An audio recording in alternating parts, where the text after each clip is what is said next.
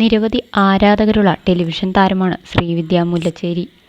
യൂട്യൂബിലും ഇൻസ്റ്റാഗ്രാമിലും സജീവമായ നടി തൻ്റെ ജീവിതത്തിലെ വിശേഷങ്ങളെല്ലാം സോഷ്യൽ മീഡിയയിലൂടെ പങ്കുവയ്ക്കാറുണ്ട്.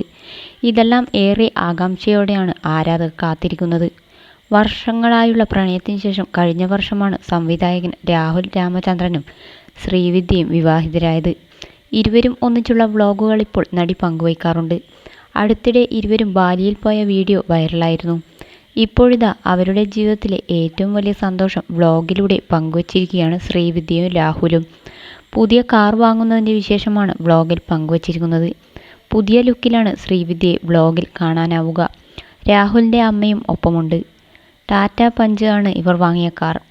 പെട്രോൾ കാറുകൾ മാത്രമാണ് ഇതുവരെ തങ്ങൾക്ക് ഉണ്ടായിരുന്നുള്ളൂ എന്നും ഇതാദ്യമായാണ് ഇലക്ട്രിക് കാർ എടുക്കുന്നതെന്നും ശ്രീവിദ്യ വീഡിയോയിൽ പറയുന്നുണ്ട്.